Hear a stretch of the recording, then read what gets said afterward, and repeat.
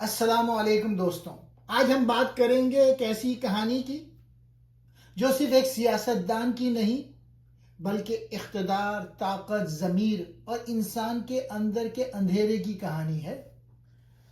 یہ کہانی ہمیں بتاتی ہے کہ جب ایک عام انسان اقتدار میں آتا ہے تو وہ فرشتہ بنتا ہے یا فرعون۔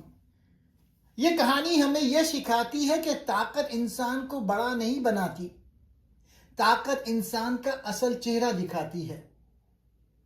اچھا مقصد غلط طریقے کو جائز نہیں بناتا۔ جب ضمیر مر جائے تو انقلاب بھی ظلم بن جاتا ہے۔ مقصد جتنا بھی نیک ہو، اگر راستہ حرام ہو تو انجام بھی تباہی ہوتا ہے۔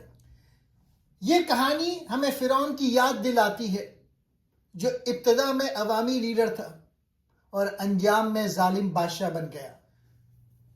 سب سے خطرناک انسان وہ ہوتا ہے جو خود کو نجات دہندہ سمجھنے لگے، اور سب سے بڑی تباہی وہ ہوتی ہے جب طاقت ضمیر سے آزاد ہو جائے۔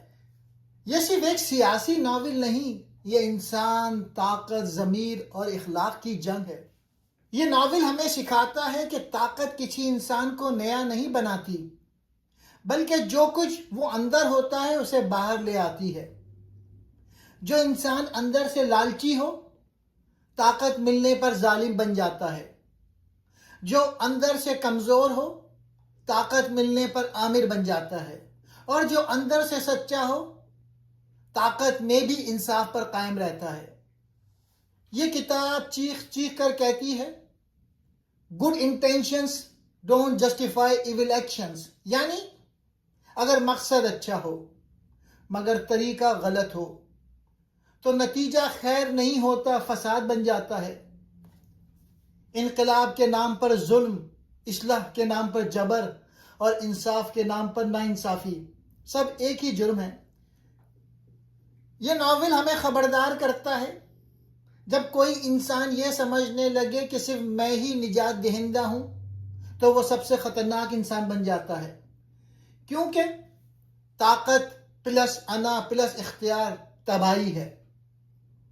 انسان جب خود کو مسیحا سمجھنے لگے تو وہ دوسروں کو انسان نہیں، موروں کی طرح استعمال کرتا ہے۔ جسم کا مر جانا ایک حقیقت ہے، مگر ضمیر کا مر جانا ایک تباہی ہے۔ یہ ناول بتاتا ہے جب ضمیر مر جائے تو عقل شیطان بن جاتی ہے، قانون ہتھیار بن جاتا ہے اور طاقت عذاب بن جاتی ہے۔ یہ ناول تقدیر کو بہانہ نہیں بناتا، نظام کو بہانہ نہیں بناتا، حالات کو بہانہ نہیں بناتا، بلکہ کہتا ہے ہر انسان اپنے عمل کا خود ذمہ دار ہے، ہر گناہ کا فیصلہ خود انسان کرتا ہے، ہر غلط راستہ خود انسان چنتا ہے۔ اسلامی تعلیم ہمیں یہی سکھاتی ہے، اللہ عدل کو پسند کرتا ہے، ظلم کبھی کامیاب نہیں ہوتا، حرام راستہ حلال انجام نہیں دیتا۔ طاقت اگر اخلاق کے بغیر ہو تو عذاب ہے، سیاست اگر ضمیر کے بغیر ہو تو فتنہ ہے، انقلاب اگر عدل کے بغیر ہو تو فساد ہے، اور قیادت اگر تقوی کے بغیر ہو تو ظلم ہے۔ یہ کتاب ہمیں یہ سکھاتی ہے، اصل بادشاہ وہ نہیں جس کے پاس تخت ہو، اصل بادشاہ وہ ہے جس کے پاس ضمیر ہو، کیونکہ تخت چھن سکتا ہے، طاقت ختم ہو سکتی ہے، حکومت گر سکتی ہے، مگر کردار یعنی کریکٹر ہی اصل میراث ہوتا ہے۔ زیادہ تر سیاسی ناول سیاست پہ بات کرتے ہیں، یہ ناول انسان پر بات کرتا ہے۔ یہ اقتدار کو نظام نہیں بلکہ نفسیات یعنی سائیکالوجی کے طور پر دیکھتا ہے۔ طاقت کو کرسی نہیں، طاقت کو نشہ دکھاتا ہے، اور یہی اسے عام سیاسی کہانیوں سے بلند کر دیتا ہے۔ یہ ناول سادہ اخلاقیات نہیں سکھاتا، یہ نہیں کہتا یہ اچھا ہے یہ برا ہے، بلکہ پوچھتا ہے اچھے مقصد کے لیے برائی جائز ہے؟ طاقت انسان کو بہتر بناتی ہے یا بدتر؟ ضمیر اور سیاست ساتھ چل سکتے ہیں؟ یہ سوالات ہی عظیم ادب بناتے ہیں۔ یہ ناول ہمیں دکھاتا ہے کہ ایک انسان ایک نظام کے خلاف اور پھر وہی انسان خود نظام بن جاتا ہے۔ یہ تبدیلی ادب کا سب سے بڑا موضوع ہے، اور یہی اس کتاب کو کلاسک بناتی ہے۔ یہ ناول صرف امریکہ کا نہیں، یہ ہر ملک کا ہے، ہر دور کا ہے، ہر نظام کا ہے، چاہے پاکستان ہو، امریکہ ہو، عرب دنیا ہو، یورپ ہو۔ طاقت کی نفسیات ایک جیسی ہوتی ہے۔ یہ ناول دنیا کی بہترین کتابوں کی فہرستوں میں شامل ہے، یونیورسٹیوں میں پڑھایا جاتا ہے، فلسفہ، سیاست، ادب سب میں ریفرنس بنتا ہے۔ اسلامی سوچ کے مطابق طاقت آزمائش ہے، اختیار امانت ہے، قیادت ذمہ داری ہے، اور ظلم ہمیشہ زوال لاتا ہے۔ عظیم ناول وہ نہیں ہوتا جو صرف پڑھا جائے، عظیم ناول وہ ہوتا ہے جو انسان کو بدل دے۔ اور آل دا کنگس مین ان چند کتابوں میں سے ایک ہے جو انسان کو اندر سے ہلا دیتی ہے۔ کیا تاریخ ہمیشہ ایک جیسی کہانی دہراتی ہے؟ کیا مختلف ملکوں میں مگر ایک جیسے حالات میں ایک جیسے کردار پیدا ہوتے ہیں؟ یہ کتاب کسی ایک پارٹی یا لیڈر کے خلاف نہیں، یہ سوچ کے خلاف ہے۔ اگر آپ چاہتے ہیں کہ سیاست بدلے تو سوچ بدلنی ہوگی۔ مسئلہ صرف لیڈر نہیں، مسئلہ خاموش عوام ہے۔ جب تک طاقت کو اخلاق سے اور سیاست کو اصول سے نہیں باندھا جائے گا، یہ کتاب بار بار دہرائی جائے گی دنیا میں۔ جب ہم سوال نہیں کرتے، احتساب نہیں مانگتے، تو ہم بھی کہانی کا حصہ بن جاتے ہیں۔ ناول کا انجام ہمیں خبردار کرتا ہے۔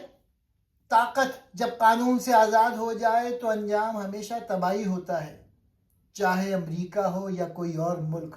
تاریخ کسی کو معاف نہیں کرتی۔ جب کسی بھی ملک میں ادارے، صحافت اور دانشور خاموش ہو جائیں تو طاقت بے لگام ہو جاتی ہے۔ طاقت کے سامنے ضمیر آہستہ آہستہ خاموش ہو جاتا ہے۔ ناول میں بار بار کہا جاتا ہے، ہاں وہ غلط ہے لیکن کم از کم کام تو کر رہا ہے۔ یہ جملہ مختلف ملکوں کی سیاست کا سب سے خطرناک جملہ ہے۔ جب عوام ترقی کے نام پر کرپشن کو قبول کر لیں تو پھر کرپٹ لیڈر پیدا ہوتے ہیں۔ مختلف ملکوں میں لیڈر عوامی جلسوں میں جذباتی تقریریں کرتے ہیں۔ وہ جانتے ہیں کہ عوام دلیل سے کم جذبے سے زیادہ متاثر ہوتے ہیں۔ مختلف ملکوں کی سیاست میں بھی ہم یہی منظر دیکھتے ہیں، شور، نعرے، امیدیں اور وعدے، لیکن وعدوں کے بعد احتساب کمزور پڑ جاتا ہے۔ اس ناول میں بھی ایک لیڈر ایک عام آدمی کے طور پر ابھرتا ہے، کرپشن کے خلاف، طاقتور طبقے کے خلاف، عوام کے حق میں، عوام کا ہیرو۔ یہی کہانی ہم نے مختلف ملکوں میں بھی بار بار دیکھی ہے۔ ہر دور میں ایک نیا لیڈر آتا ہے جو کہتا ہے میں نظام بدلوں گا، مگر سوال یہ ہے کیا نظام بدلتا ہے یا وہ لیڈر خود بدل جاتا ہے؟ یہ ناول سیاست کو نعرے یا تقریر کی طرح نہیں بلکہ انسانی کمزوری کے ساتھ دکھاتا ہے۔ اس ناول کا لیڈر کسی ایک ملک کا سیاست دان نہیں بلکہ ہر دور کا حکمران ہے۔ یہ کتاب ہمیں سکھاتی ہے کہ طاقت کا مسئلہ نظام نہیں انسان ہوتا ہے۔ اب میں اس کہانی کا پلاٹ بتاتا ہوں۔ یہ کہانی ایک کرشماتی لیڈر کی ہے جو غریبوں کا مسیحا بن کر اٹھتا ہے، مگر طاقت اسے بدل دیتی ہے۔ اس کہانی کے دو اہم ستون ہیں، ولی ایک عام آدمی جو غریبوں کا مسیحا لیکن طاقت ملتے ہی ایک ڈکٹیٹر بن جاتا ہے، جیک ایک سابق صحافی اور ولی کا خاص آدمی جو اس کہانی کا راوی بھی ہے۔ جیک وہ آنکھ ہے جس سے ہم سیاست کی گندگی دیکھتے ہیں۔ کہانی شروع ہوتی ہے ولی سے جو ایک ایماندار اور سیدھا سادہ دیہاتی سیاستدان ہے۔ وہ نظام کو بدلنا چاہتا ہے لیکن اسے جلد ہی سمجھ آ جاتا ہے کہ الیکشن جیتنے کے لیے صرف سچائی کافی نہیں۔ وہ اپنا انداز بدلتا ہے، جوشیلی تقریریں کرتا ہے اور عام آدمی کا نعرہ لگا کر گورنر بن جاتا ہے۔ وہ ہسپتال بنواتا ہے، سڑکیں بنواتا ہے، لیکن اس خیرات کی قیمت کرپشن اور بلیک میلنگ سے چکائی جاتی ہے۔ جج ارون کو دھمکی دینی پڑے گی، وہ ہمارے خلاف ہے۔ ولی کہتا ہے جاؤ جیک، اس صحافی سے اور اس کے ماضی کی گندگی ڈھونڈو۔ جاؤ جیک، ڈھونڈو، سب کے ماضی میں کوئی نہ کوئی داغ ہوتا ہے۔ جیک جو کہ ایک صحافی تھا، اپنے ہی ایک خاندانی دوست جج کے خلاف ثبوت ڈھونڈ نکالتا ہے۔ اسے لگتا ہے کہ جج ایک مثالی انسان ہے، لیکن تحقیق کے دوران اسے پتہ چلتا ہے کہ برسوں پہلے جج نے بھی ایک رشوت لی تھی۔ جب جیک اسے بے نقاب کرنے کی دھمکی دیتا ہے تو جج خودکشی کر لیتا ہے۔ ولی جو کہ لیڈر تھا کہتا ہے اچھائی کوئی آسمان سے اتری ہوئی چیز نہیں ہے۔ ولی کہتا ہے کہ اچھائی کو گندگی سے ہی بنانا پڑے گا، کیونکہ دنیا میں اس کے علاوہ کچھ ہے ہی نہیں۔ انسان کتنا ہی طاقتور کیوں نہ ہو، وہ برائی کو استعمال کر کے مکمل طور پہ پاک نہیں رہ سکتا۔ گندگی جب ہاتھ میں اٹھائی جائے تو ہاتھ بھی گندے ہوتے ہیں۔ ناول کا عنوان آل دا کنگس مین اس مشہور نرسری رائم ہمٹی ڈمٹی سے لیا گیا ہے۔ جیسے گرے ہوئے انڈے کو بادشاہ کے سپاہی دوبارہ نہیں جوڑ سکتے، ویسے ہی جب اخلاقیات بکھر جائیں تو انہیں کوئی طاقت واپس نہیں لا سکتی۔ اقتدار اور طاقت انسان کو یہ وہم دیتے ہیں کہ وہ ناقابل شکست ہیں، لیکن حقیقت میں انسان بہت کمزور ہے۔ جیک جو کہ ایک صحافی تھا، ایک پڑھے لکھے گھرانے سے ہے، لیکن وہ زندگی بے مقصد ہے۔ وہ ولی جو کہ لیڈر تھا اس کا رائٹ ہینڈ ہے، کیونکہ وہ خود کوئی فیصلہ نہیں کرنا چاہتا۔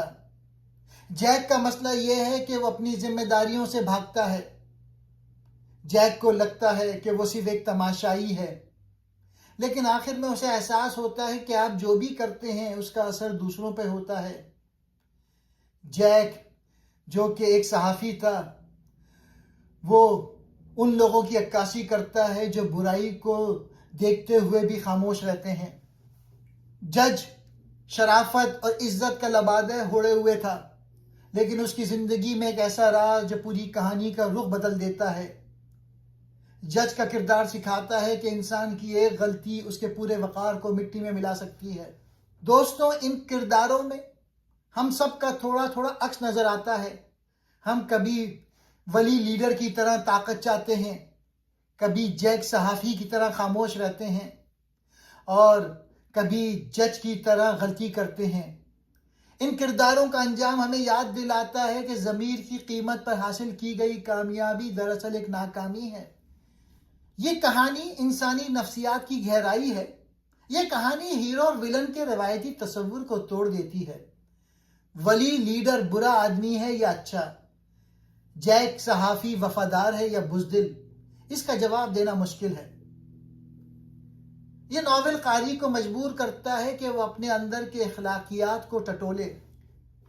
جیسے بادشاہ کے تمام سپاہی گرے ہوئے انڈے کو دوبارہ نہیں جوڑ سکتے، ویسے ہی جب ولی لیڈر کی اخلاقیات بکھر جاتی ہے اور اس کا سیاسی محل گر جاتا ہے تو اس کے وفادار ساتھی اسے دوبارہ کھڑا نہیں کر پاتے۔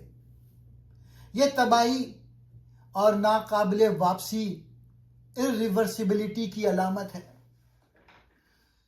وسیع تر معنوں میں آل دا کنگس مین سے مراد وہ تمام لوگ ہیں جو کسی طاقتور لیڈر کے گرد مفادات، خوف یا اندھی عقیدت کی وجہ سے اکٹھے ہوتے ہیں۔ یہ وہ لوگ ہیں جو اپنے ضمیر کو مار کر لیڈر کے غلط کاموں میں اس کا ساتھ دیتے ہیں۔ ناول یہ دکھاتا ہے کہ جب ایک لیڈر خود کو قانون سے اوپر سمجھنے لگتا ہے تو اس کے ارد گرد موجود لوگ صرف مہرے بن کر رہ جاتے ہیں۔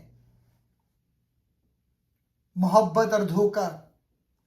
جیک کی زندگی کا سب سے بڑا دکھ اس کی بچپن کی محبت اینا ہے۔